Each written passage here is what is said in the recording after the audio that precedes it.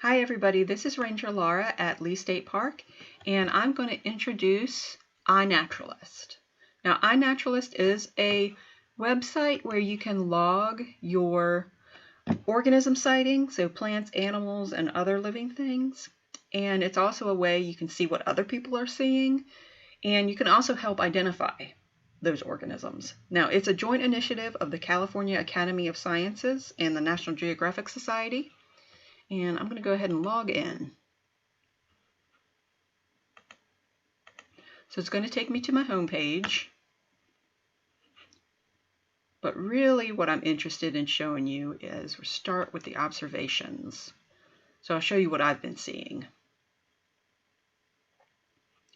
So most recently, on July 25th, I saw a beetle, a moth, a snapping turtle, and a bullfrog.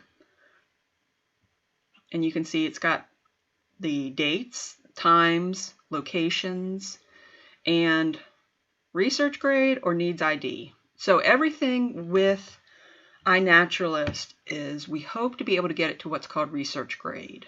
And that means a few people have come along and have agreed on the species of what is being seen. So like this American bullfrog. A few people have said, yes, that's an American bullfrog.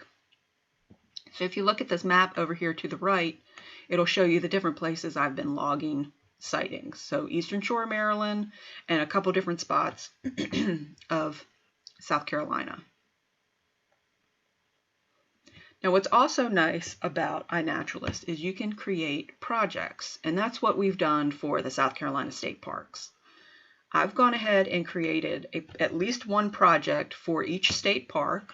So here you can see Battle of Rivers Bridge, Barnwell State Park. Go ahead and click that and see what happens. And it's going to pull up.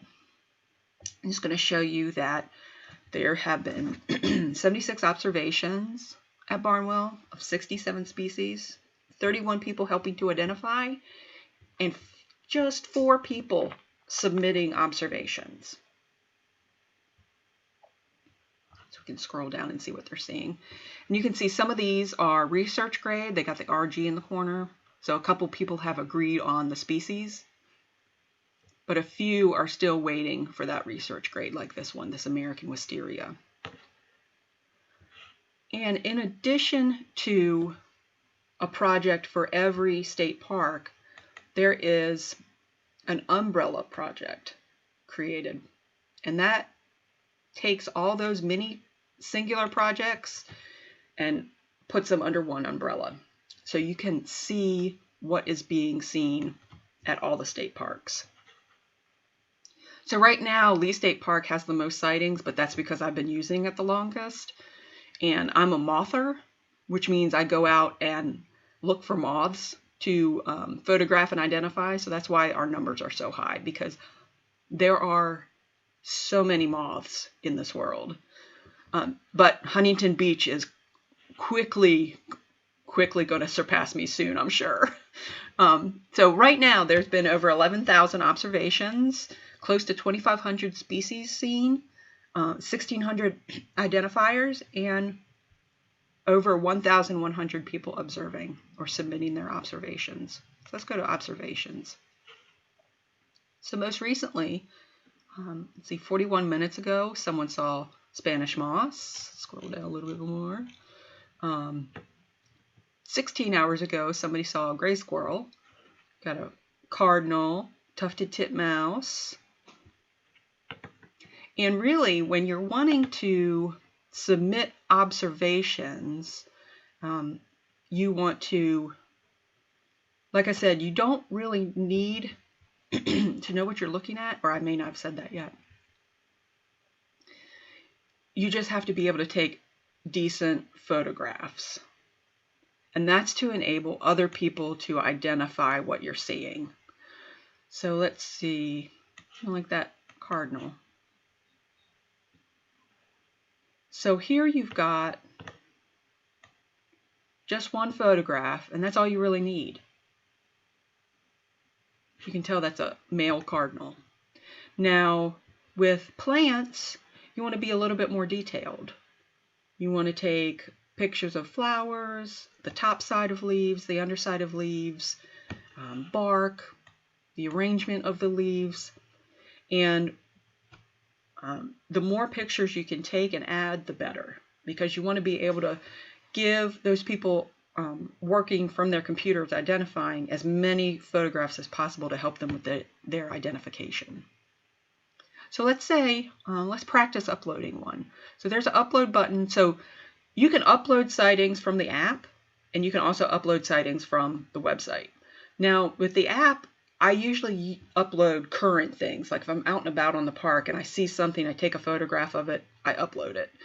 I use the website to upload past sightings. So I was hired at Lee State Park back in 2004, and I've been taking pictures this whole time. And so when I first started iNaturalist a few years ago, I went through all of my computer files and uploaded as many as I could through this website, because what's nice about the website is you can do what's called a bulk upload, which means you can upload more than one sighting at once. Whereas on the app, I believe right now you can only upload one sighting at a time. So let me go ahead and choose a picture. Let's see. Let's go to desktop. And let's go to there. Let's see. Ooh, that's one of my favorites.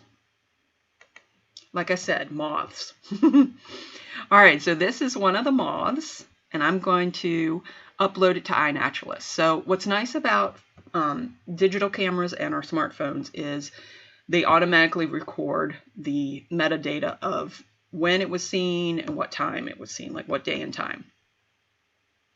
But we do need to go back in and choose the location. And if you're constantly in the same place, you can create a pinned location, which is what I've done for Lee State Park. So I don't have to constantly zoom in from the world view that we just came from. So that picture, that animal, was taken down near the education center. Let's see.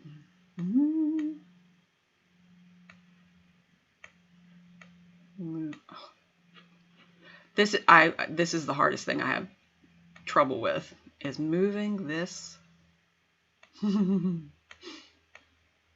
is down here. All right. Now it's in place. So I can go ahead and hit update observations. So now it's going to automatically save that location. So you got latitude and longitude, the accuracy to 70 meters. I can probably get that tighter and zoom in closer because I know exactly where the sheet was. I set up to trap moths. And when I trap moths, I trap them live. I don't kill them. And the geoprivacy as open. Now this is a neat feature to where if you wanted to hide the location of something, if you saw something really interesting and you didn't want many people to know about it, you could obscure it. Or, say you're in your backyard and you don't really want people seeing all the things you're seeing in your backyard. You could go ahead and hit obscure. And what that's going to do is it will show that sighting happened within a certain mileage of the true location, but it will not show the latitude and longitude of the actual location to the general public. You'll still be able to see it, but not the general public. So I'll leave it as obscured. All right, now what do we think this moth is? If I didn't know what it was and I didn't have the time to try to figure out what it was, I could just put it down as a Lepidoptera, which is butterflies and moths. I could just say it's some kind of butterfly moth.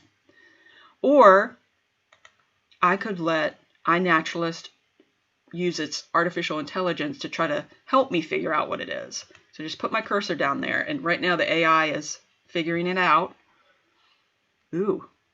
Who knew there were so many pink and yellow moths? So you can see primrose moth is similar. that species is, that genus is similar, but I know it's a rosy maple moth because I know my moths. Knock on wood. All right. So I'll choose rosy maple moth. And I can put down here, came to a UV light trap. And submit.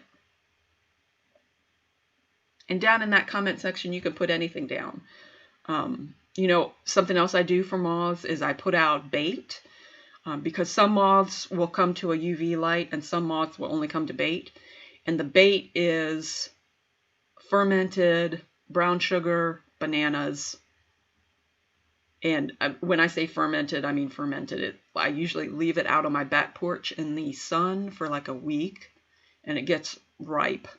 And then I'll go ahead and paint it on some trees around the park. And later on in the middle of the night, go check the bait, and we'll have a number of moths come to the bait, where I can then photograph them and log them on iNaturalist. So anyway, this is the rosy maple moth, and was seen March 30th. And you can see this is when I added it just a few seconds ago, and it still needs ID. And this is the location. So this is essentially the basic how to add your observations to iNaturalist using the website. So in future tutorials, I'll probably be working with the app to show you how to use the app, at least from an Android standpoint. I'm sure the Apple app is similar. And try to answer any questions that you all might have. If you have any questions, put them down in the comments below. Well, thanks for listening, and I hope you learned about a new app that you'd like to help try out, and give us some research for the Park Service, because we know there's a lot of plants and animals and other organisms that live out on our parks that we don't know much about at all. And the more we know about what lives on our parks, the better we can manage them for both humans and the organisms that call their parks home. So thank you, and like I said, put any questions down below. Thanks.